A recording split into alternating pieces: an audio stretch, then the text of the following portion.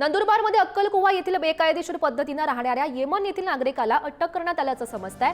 2015 पासून भारतात वैद्यकीय व्हिसावर परिवारासोबत आलेला आरोपी खलीद इब्राहिम सालेह अलकादमी याला अटक झाली।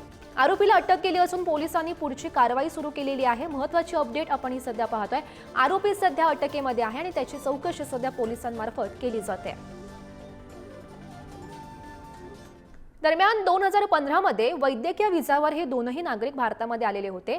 मात्र व्हिसाची मुदत संपल्यानंतरही दोघांचं बेकायदेशीरपणे वास्तव्य सुरू होतं। दरम्यान अक्कलकुवामधील संबंधित मदरसा बेकायदेशीरपणे सुरू असल्याचा आरोप मंत्री नितेश राणेंनी केला। मदरशामध्ये राष्ट्रविरोधी कारवाया सुरू होत्या।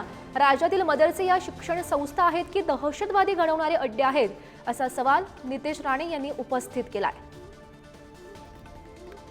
विशालगडवर पण तुम्ही काही महिन्या अगोदर तुम्ही ऐकलं होतं की तिथेही अतिरेकी काही वेळी राहून गेलेले तिकडच्या मदरसामध्ये।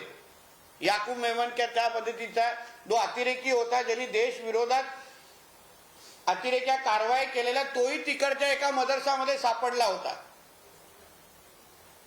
म्हणून या नंदुरबार मध्ये असलेल्या मदरसाच्या निमित्ताने मला राज्यामध्ये असलेल्या मदरसांवर प्रश्न उपस्थित करायचा आहे की हे नेमक्या शिक्षण संस्था आहेत की अतिरेकी घडवणारे अड्डे आहेत।